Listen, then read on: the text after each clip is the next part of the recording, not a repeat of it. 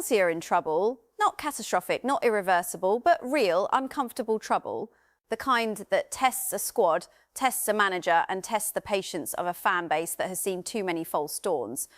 And sitting right at the heart of this turbulence is the absence of one 18-year-old Brazilian winger who in just a few months has become absolutely indispensable to everything this team is trying to do. Estevão Willian is not playing and Chelsea are suffering because of it. That is where we start today, not with history, not with context about summer transfers or pre-season optimism. We start right here, right now, in the middle of a club that has lost back-to-back games and is staring down the barrel of a Champions League exit, all while their most exciting attacking player sits in the treatment room watching from a distance. Chelsea suffered a 1-0 defeat to Newcastle United at Stamford Bridge on Saturday, the 15th of March, at home. In front of their own supporters, a team managed by Liam Rosenior, a manager who started his Chelsea tenure with genuine momentum and genuine belief, now finds himself under serious scrutiny. The result hurt, the performance hurt more, but here is what makes the Newcastle defeat so significant. It was not just 3 points dropped at home, it came on the back of a 5-2 loss to Paris Saint-Germain in the Champions League first leg at the Parc des Princes. That is 2 consecutive defeats back-to-back, and in both of those matches, Estevão Willian was not available. Now think about that for a moment. When you remove a player from a side, and that side immediately loses 2 games, one of them by 3 goals, the conclusion is not complicated. The evidence is right there in front of you. This team, in its current form, depends on Estevão Willian in a way that goes beyond goals and assists. Well, he is the unpredictable element. He's the player who forces defenders into discomfort, who creates moments that do not exist on a tactics board. He has been absent for 6 consecutive Chelsea matches because of a hamstring injury. 6 games, and the team's form across those 6 games tells you everything you need to know about how much he matters in the Champions League this season. Across 7 appearances, Estevão has scored 3 goals. For a teenage winger still adapting to senior professional football in one of the most demanding leagues in the world, that is a remarkable return. He has not just arrived at Chelsea, he has announced himself, and now he is gone. Temporarily, everyone hopes, but the timing could not be worse. The stakes, let us be completely clear about what is at stake right now for Chelsea Football Club. On Tuesday, the 17th of March, Chelsea host Paris Saint-Germain in the second leg of their Champions League round of 16 tie. They go into that game 3 goals behind on aggregate. 3 goals. That means Chelsea need to score at least 4 goals against the current Champions League holders while keeping a clean sheet just to win on penalties. They need 3 clear goals just to take it to extra time. That is the mountain Liam Rosenior's side has to climb at Stamford Bridge without their best creative player. If they fail to turn this around, Chelsea exit the Champions League at the round of 16 stage. For a club with Chelsea's ambitions and Chelsea's investment, that is a result that demands answers, it demands accountability, and it puts enormous pressure on what happens in the Premier League and FA Cup for the rest of the season. This is not just a football match on Tuesday, it is a statement of intent. It is a test of character for every player in that squad, and for a manager who has gone from being praised to being questioned in a matter of weeks. And if you want this level of analysis on stories like this, if you want to understand not just what happened, but why it matters and what comes next, then hit that subscribe button right now. The Maya on Chelsea channel is where you come for the full picture every single time. Subscribe now and make sure you never miss an analysis, because what we are about to break down over the next few minutes goes much deeper than a simple injury update. Deep dive, let us go step by step through everything that is happening. First, Estevão Willian and the injury situation. The hamstring problem has kept Estevão out of Chelsea's last 6 matches. Hamstring injuries in football are notoriously unpredictable. They can look minor on the surface and then recur the moment a player pushes too hard in recovery. The medical teams at top clubs are always caught between a player's desire to return quickly and the clinical reality that rushing a hamstring back often means losing that player for an even longer period. Chelsea are well aware of this risk. The situation at the club is that they are not willing to take any chances with Estevão. That is the position. They are protecting him. And what that means in practical terms is that the 18-year-old is now unlikely to return to action until after the international break. The international break, that is the key phrase. It means Chelsea are preparing to send Estevão into at least 2 more matches without him. The PSG second leg on Tuesday, the 17th of March. And the Premier League fixture against Everton, which comes shortly after. Both of those games, Chelsea will be without him. Now, let us talk about what that means in the context of the PSG second leg specifically. Chelsea's Champions League campaign this season has been one of genuine excitement. Estevão has been central to that excitement. 7 appearances in the competition, 3 goals. Those are not statistics that happen by accident. They are the product of a player with genuine quality, genuine intelligence on the ball, and the kind of direct running that genuinely frightens experienced defenders at the highest level.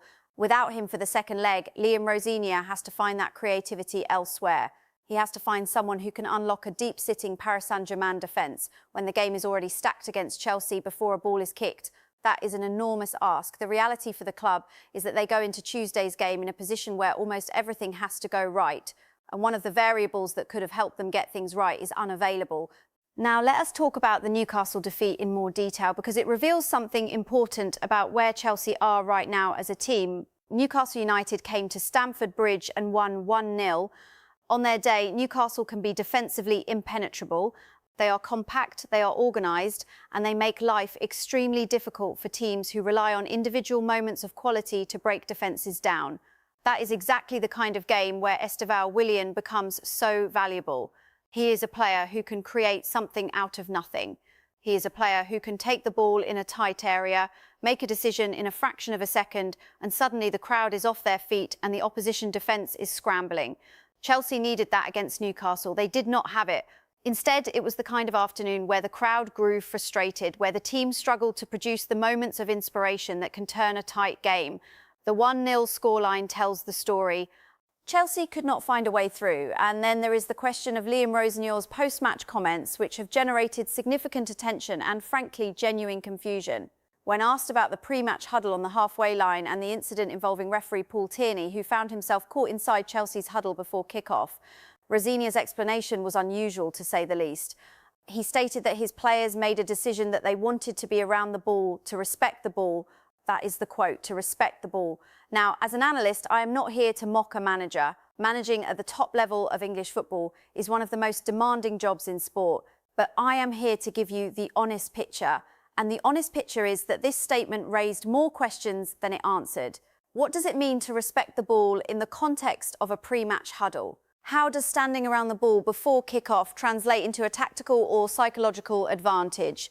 The statement does not have a clear answer. And in the middle of a difficult run of results, when confidence is fragile and questions are being asked about the direction of the club, a strange quote from the manager does not help the situation. It becomes a story in itself. It becomes a distraction at precisely the moment when clarity and calm communication is what is needed. It is clear that Rosenior is a manager who thinks deeply about the game and about team culture. His start at Chelsea showed that, but right now he needs results more than he needs philosophy. Let us talk about the broader picture of Chelsea's form, because this is important context. The 5-2 loss to Paris Saint-Germain in the first leg was damaging. The goalkeeper Philip Jorgensen came under heavy scrutiny for his role in that result. Calamitous defensive errors cost Chelsea dearly against a side that was clinical in front of goal. And now there is genuine uncertainty about who starts in goal for the second leg at Stamford Bridge. That is a conversation that no club wants to be having ahead of a European knockout tie.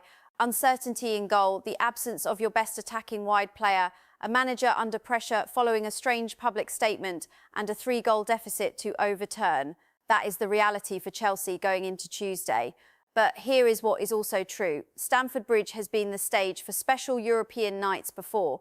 Liam Rosenior himself acknowledged this in the Chelsea programme ahead of the second leg. He wrote that the club has seen big comebacks in this competition and in this stadium, and that Chelsea will give absolutely everything to try and turn it around. Club captain Reece James added his voice to that message as well.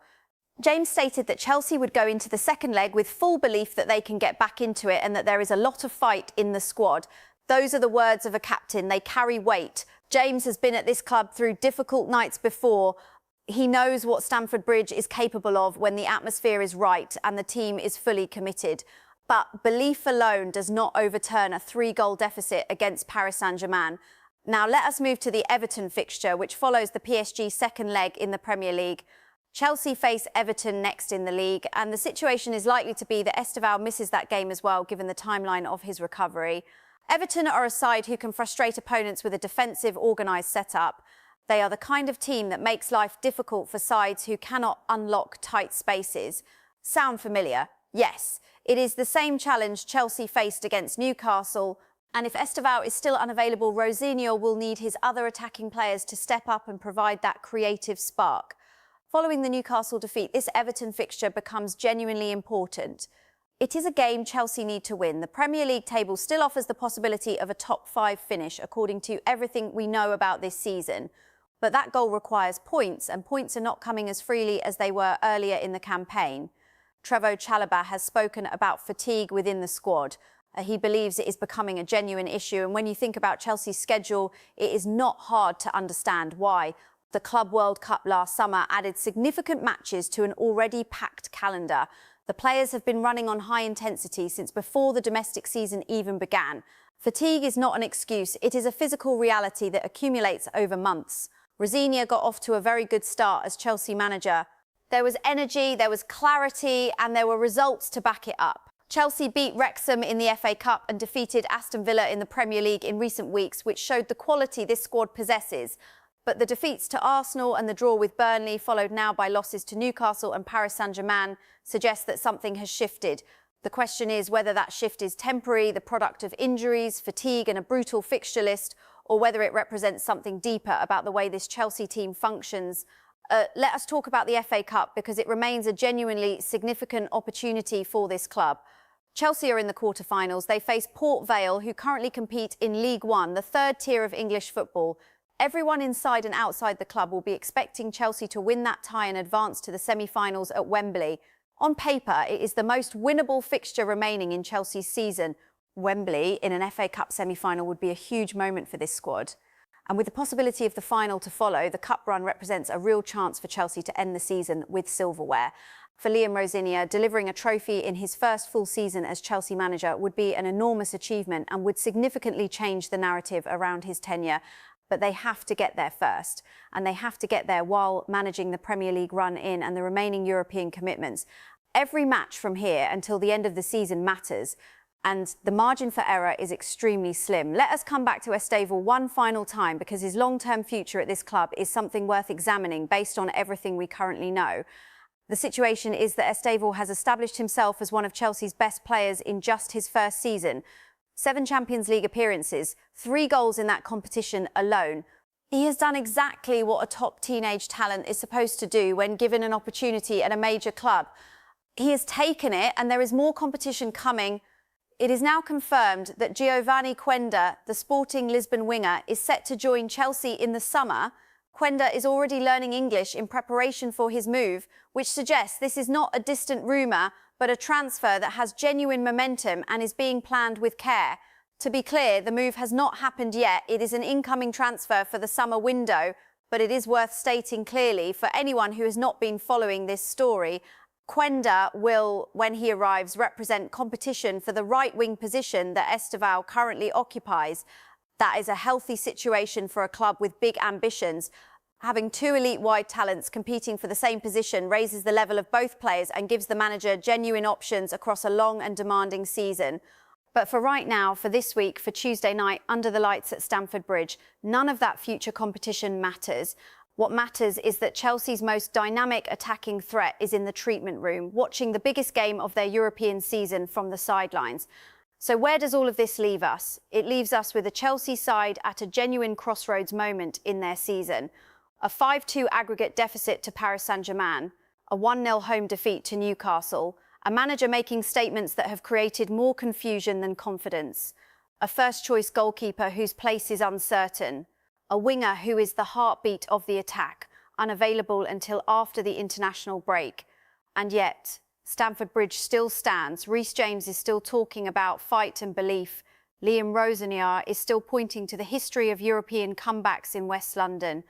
And somewhere in that training ground, Estevão Willian is working to get himself back to full fitness, knowing that when he returns, this team will look different. The evidence suggests that Chelsea are not a broken club. They are a club under pressure, dealing with multiple challenges at the same time at the worst possible moment in the calendar. The top 5 in the Premier League is still achievable. The FA Cup run is very much alive. And even the Champions League, while the odds are heavily against them, is not mathematically over until the final whistle on Tuesday night. What Chelsea need now is not panic. What they need is performance. And for the viewers who have stayed with this analysis all the way to the end, that is exactly the kind of deep, honest breakdown that this channel is committed to providing. If you found value in today's breakdown, subscribe to Maya on Chelsea right now. Every analysis on this channel is built on facts, structured thinking, and a genuine commitment to understanding this football club at the deepest level. Hit subscribe, hit the notification bell, and come back for the reaction after Tuesday night. Because whatever happens against Paris Saint-Germain, we will be here, breaking it down, telling you the truth every single time. This is Maya on Chelsea. Thank you for watching.